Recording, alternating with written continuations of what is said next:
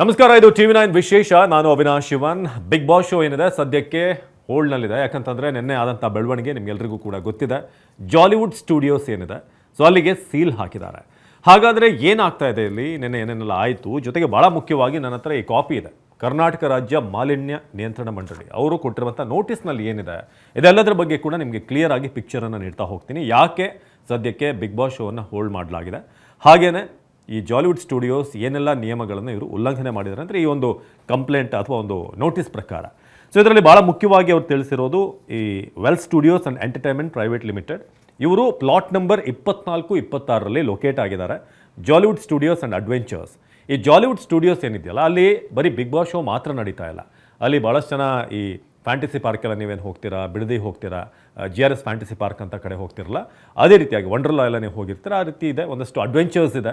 ಹಾಗೆ ಫೋಟೋಶೂಟ್ಗಳನ್ನು ಕೂಡ, pre wedding photoshoot ಇರ್ಬೋದು ಅಥವಾ ಯಾರಾದರೂ ಮಾಡೆಲ್ಗಳು ಹೋಗಿ ಫೋಟೋಶೂಟ್ ಮಾಡೋದಾದರೆ ಅಲ್ಲಿ ಒಂದಷ್ಟು ಸೆಟ್ಗಳಿದೆ. ಹಾಗಾಗಿ ಸಾವಿರಾರು ಜನ ಇಲ್ಲಿ ಬಂದು ಭೇಟಿ ಕೊಡ್ತಾರೆ. ಇಂಥ ಒಂದಷ್ಟು ಪ್ಲೇಸ್ ಇದು. ಸೊ ಇಲ್ಲಿ ನಿಯಮಗಳನ್ನು ಗಾಳಿಗೆ ತೂರಲಾಗಿದೆ. ಈ well studios and entertainment private limited ಏನಿದೆ ಸೊ ಅವರು ನಿಯಮಗಳನ್ನು ಗಾಳಿಗೆ ತೂರಿದ್ದಾರೆ ಅಂತ ಸದ್ಯಕ್ಕೆ ಇದರಲ್ಲಿದೆ. ಬನ್ನಿ, ಇದರಲ್ಲಿ ಏನು ವಿಚಾರ ಇದೆ ಅಂತಂದರೆ RO ರಾಮನಗರ ಅವರು ಇನ್ಸ್ಪೆಕ್ಟ್ ಮಾಡಿದ್ದಾರೆ ಇಲ್ಲಿ. ಸೊ ಇದೇನಿದೆ ಗ್ರೀನ್ ಕ್ಯಾಟಗರಿಲಿ ಬರುತ್ತೆ ಈ ಜಾಗ. ಸೊ RO ರಾಮನಗರದವರು ಇನ್ಸ್ಪೆಕ್ಟ್ ಮಾಡಿದಂಥ ಪ್ರಕಾರ ಇದೆಲ್ಲ ಅಬ್ಸರ್ವೇಷನ್ ಬಂದಿದೆ ಈ ಒಂದು ಏರಿಯಾದಲ್ಲಿ ಅಂತ. Number 1, the amusement park was established and operating in plot number 24-26 24-26 Bidadi ಹೋಬಳಿ, ರಾಮನಗರ ತಾಲೂಕು ಹಾಗೆ ಜಿಲ್ಲೆ, ಅಲ್ಲಿ ಈ ಒಂದು ಪ್ಲೇಸ್ ಬರುತ್ತೆ. ಇಲ್ಲಿ waste water generated from different domains of the amusement park is being discharge outside the premises without any treatment. ಅಂದರೆ ಇಲ್ಲಿ ಏನು ವೇಸ್ಟ್ ನೀರು ಬರುತ್ತಲ್ಲ ಅಲ್ಲಿ ಕಂಪ್ಲೀಟಾಗಿ ಅಮ್ಯೂಸ್ಮೆಂಟ್ ಪಾರ್ಕ್ನಲ್ಲಿ ಆ ಕೊಳಚೆ ನೀರನ್ನು ಯಾವುದೇ ಟ್ರೀಟ್ಮೆಂಟ್ ಇಲ್ಲದೆ, ಸಂಸ್ಕರಣೆ ಇಲ್ಲದೆ ಹಾಗೆ ಬಿಡಲಾಗ್ತಾ ಇದೆ. ಇದರಿಂದ ಸುತ್ತಮುತ್ತ ಇರುವಂಥ ಎನ್ವಿರಾನ್ಮೆಂಟ್ ಏನಿದೆ ಪರಿಸರಕ್ಕೆ ಇವರಿಂದ ಮಾಲಿನ್ಯ ಆಗ್ತಾ ಇದೆ ಅನ್ನೋದು ನಂಬರ್ 1.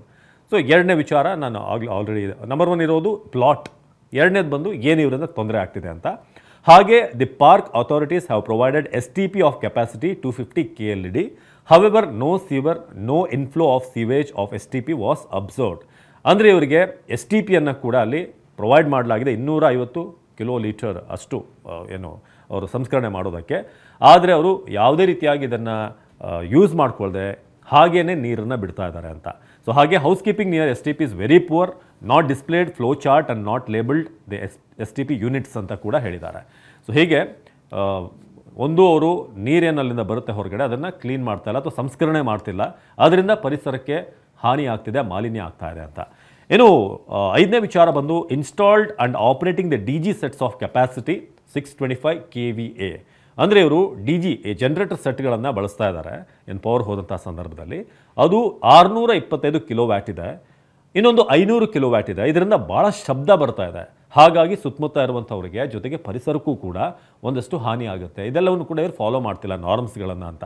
ಹಾಗೆ the park authorities have dispose the solid waste ಏನು ಈ ಕಚ್ಚಾ ಒಂದಷ್ಟು ತ್ಯಾಜ್ಯ ಬರುತ್ತೆ, ಏನು ಕಸ ಬರುತ್ತೆ, ಅದನ್ನು ಕೂಡ ಕರೆಕ್ಟಾಗಿ ಇವರು ಫಾಲೋ ಮಾಡ್ತಾ ಇಲ್ಲ. For example paper plate, cups, plastic ಎಲ್ಲ ವೇಸ್ಟ್ಗಳು ಕೂಡ STP ಏರಿಯಾ ಏನಿದೆ ಅಲ್ಲಿ ಯಾವುದೇ ರೀತಿಯಾಗಿ ಹಸಿ ಒಣಕಸ ಅಂತ ನಾವು ಸೆಗ್ರಿಗೇಟ್ ಮಾಡ್ತೀವಿ ಅದನ್ನೇ ಇವರು ಮಾಡದೆ ಅನ್ಸೈಂಟಿಫಿಕ್ ಆಗಿ ಅದನ್ನು ವಿಲೇವಾರಿ ಮಾಡ್ತಾ ಇದ್ದಾರೆ. ಅಂದರೆ ಕಸದ ವಿಚಾರದಲ್ಲೂ ಕೂಡ ಇವರು ಫಾಲೋ ಮಾಡ್ತಾ ಇಲ್ಲ. ಹಾಗಾಗಿ ಇಷ್ಟೆಲ್ಲ RO ರಾಮನಗರದವರು ಇದನ್ನು ಅಬ್ಸರ್ವೇಷನ್ ಮಾಡಿದ್ದಾರೆ ಅಂತ. ಜೊತೆಗೆ ಈಗ ಸದ್ಯಕ್ಕೆ ಕೊಟ್ಟಿರುವಂಥ ಮಾಹಿತಿ ಪ್ರಕಾರ ಸೆಂಟ್ರಲ್ ಪೊಲ್ಯೂಷನ್ ಬೋರ್ಡ್ ಏನಿದೆ ಸೊ ಅವ್ರಿಗೂ ಕೂಡ ಇದನ್ನು ಕಳಿಸಲಾಗಿದೆ. ಜೊತೆಗೆ state pollution control board shall take immediate steps and legal action. ಆ ಥರದ್ದು orange, red, green category industrial ಏರಿಯಲ್ಲಿ ಏನು ಬರುತ್ತೆ ಈ ಥರ ಏನಾದರೂ ಕಂಟಿನ್ಯೂ ಆಗ್ತಾ ಇದ್ದರೆ ಅದನ್ನು ಆಪರೇಷನ್ನ ಕಂಪ್ಲೀಟಾಗಿ ನಿಲ್ಲಿಸಬೇಕು, ಏನು ಕೆಲಸ ಕಾರ್ಯಗಳೆಲ್ಲ ಆಗ್ತಾ ಇದೆ ನಿಲ್ಲಿಸಬೇಕು ಅಂತ ಈಗ ತಿಳಿಸಲಾಗಿದೆ. ಸೊ ಇಲ್ಲಿ ಯಾರ್ಯಾರಿಗೆ ಅಂತ ಅಲ್ಲಿ ಕಳಿಸಿರೋದು ವೆಲ್ ಸ್ಟುಡಿಯೋ ಅವರಿಗೆ ಮೇನ್ ಆಗಿ ಒಂದು ನೋಟಿಸನ್ನು ಕೊಟ್ಟಿರೋದು. ಹಾಗೆ ಡೆಪ್ಯೂಟಿ ಕಮಿಷನರ್ ರಾಮನಗರ ಡಿಸ್ಟ್ರಿಕ್ಟ್ ಅವರಿಗೆ ನನ್ನ ಆದೇಶ ಹೋಗಿತ್ತು, ನೀವು ಕೂಡಲೇ ಹೋಗಿ ಸೀಸ್ ಮಾಡಬೇಕು, ಮುಂದಿನ ಆದೇಶದವರೆಗೆ ಈ ಒಂದು ಜಾಲಿವುಡ್ ಸ್ಟುಡಿಯೋಸ್ ಏನಿದೆ ಅದು ಕಾರ್ಯನಿರ್ವಹಿಸಬಾರ್ದು ಅಂತ ಈಗ ತಿಳಿಸಲಾಗಿದೆ. ಸೊ ಹಾಗಾಗಿ ಇಲ್ಲಿ ಸಮಸ್ಯೆ ಇರೋದು ಬಿಗ್ ಬಾಸ್ ಶೋನವ್ರದ್ದಲ್ಲ ಅಥವಾ ಕಲರ್ಸ್ ಟೀಮ್ನವ್ರದ್ದಲ್ಲ, ಜಾಲಿವುಡ್ ಸ್ಟುಡಿಯೋಸ್ ಅವರು ಆ ಒಂದು ಕ್ಯಾಂಪಸನ್ನು ಹೇಗೆ ನಡೆಸ್ತಾ ಇದ್ದಾರೆ ಅದರ ಒಳಗೇನೆ ಈ ಒಂದು ಸ್ಟುಡಿಯೋ ಕೂಡ ಬರುತ್ತೆ. ಸೊ ಆ ಕಾರಣಕ್ಕೆ ಈ ಸ್ಟುಡಿಯೋ ಈಗ ಬಿಗ್ ಬಾಸ್ ಶೋಗೆ ಈ ಸ್ಟುಡಿಯೋದಿಂದ ಅವರ ಮ್ಯಾನೇಜ್ಮೆಂಟ್ ಅವ್ರು ಮಾಡಿರುವಂಥ ಎಡವಟ್ಟಿನಿಂದ ಈಗ ತೊಂದರೆ ಆಗಿದೆ ಅಂತ ಅಂದರೆ ಇವ್ರು ಕೊಟ್ಟಿರುವಂಥ ನೋಟಿಸ್ ಪ್ರಕಾರ ನಾವು ಹೇಳ್ತಾ ಇರೋದು. ಸೊ ಇದನ್ನು ಕಾದು ನೋಡಬೇಕು. ಈಗ ಕೋರ್ಟ್ ಮೆಟ್ಲೇರೋದಕ್ಕೆ ಈಗ ಮುಂದಾಗ್ತಾ ಇದ್ದಾರೆ. ಸೊ ಒಂದು ವೇಳೆ ಈ ಸ್ಟುಡಿಯೋಸ್ ಅವರ ಒಂದು ವ್ಯಾಜ್ಯ ಏನಿದೆ ಅದೇನಾದರೂ ಕ್ಲಿಯರ್ ಆಗದೆ ಹೋದರೆ ಬಿಗ್ ಬಾಸನ್ನು ಬೇರೆ ಕಡೆ ನಡೆಸಬೇಕಾಗ್ಬೋದು. ಆದರೆ ಒಂದು ಬಿಗ್ ಬಾಸ್ ಮನೆಯ ಸೆಟ್ಟನ್ನು ನಿರ್ಮಾಣ ಮಾಡೋದಕ್ಕೆ ಭಾಳ ಟೈಮ್ ಬೇಕಾಗುತ್ತೆ, ಅದೇನು ಕೆಲವೇ ದಿನಗಳಲ್ಲಿ ಆಗುವಂಥದ್ದಲ್ಲ. ಸೊ ಆಲ್ಟರ್ನೇಟಿವ್ ಏನು ನೋಡ್ತಾರೆ, ಮುಂದಿನ ಕೋರ್ಟ್ ಆರ್ಡರ್ ಏನಾದರೂ ಬೇಗ ಕ್ಲಿಯರ್ ಆದರೆ ಅವ್ರಿಗೇನಾದರೂ ಪರ್ಮಿಷನ್ ಸಿಕ್ಕರೆ ಬಿಗ್ ಬಾಸ್ ಶೋ ಮತ್ತೆ ಆರಂಭ ಆಗುತ್ತೆ.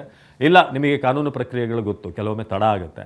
ಸೊ ಎಲ್ಲವೂ ಕೂಡ ಕೋರ್ಟ್ ಕೈಯಲ್ಲಿದೆ. ಈಗ ಕೋರ್ಟ್ ಯಾವ ರೀತಿಯಾಗಿ ಆದೇಶ ಕೊಡುತ್ತೆ, ಕೂಡಲೇ ಆ ವಿಲೇವಾರಿ ಏನಿದೆ, ಆ ನೀರಿನ ಕೊಳಚೆ ನೀರಿನ ಟ್ರೀಟ್ಮೆಂಟ್ ಏನಿದೆ, ಸಂಸ್ಕರಣೆ, ಅದೆಲ್ಲವೂ ಕೂಡ ನೀಟಾಗಿ ನಾವು ಮಾಡ್ತೀವಿ, ಎಲ್ಲ ಕ್ಲಿಯರ್ ಆಗುತ್ತೆ ವಿತಿನ್ ಕೆಲವು ದಿನಗಳಲ್ಲಿ ಅಂತ ಹೇಳಿದ್ರೆ ಮೇ ಬಿ ಆಗ ಅವಕಾಶವನ್ನು ಕೊಡ್ಬೋದು. ಬಟ್ ಕೋರ್ಟ್ ಅಂತ ಹೋದ್ಮೇಲೆ ಒಂದಷ್ಟು ಪ್ರಕ್ರಿಯೆಗಳಾಗಬೇಕು. ಸೊ ಆ ಕಾರಣಕ್ಕೆ ಇಷ್ಟೆಲ್ಲ ಇದೆ ವಿಚಾರ. ಸೊ ಕಾದು ನೋಡೋಣ ಏನಾಗುತ್ತೆ ಅಂತ. ನಿಮ್ಮ ಹಾಗೆ ಎಲ್ರಿಗೂ ಕೂಡ ಕುತೂಹಲ ಇದ್ದೇ ಇರುತ್ತೆ, ಬಿಗ್ ಬಾಸ್ ಶೋ ಏನಾಗುತ್ತೆ, ಮುಂದುವರಿಯುತ್ತಾ ಅನ್ನೋದ್ರ ಬಗ್ಗೆ, ಮುಂದಿನ ಕೋರ್ಟ್ ಡೆವಲಪ್ಮೆಂಟ್ ಬಗ್ಗೆ ಖಂಡಿತ ನಾನು ಮಾಹಿತಿ ಕೊಡ್ತೇನೆ. ನಿರಂತರ ಸುದ್ದಿಗಾಗಿ ನೋಡ್ತಾ ಇರಿ TV9.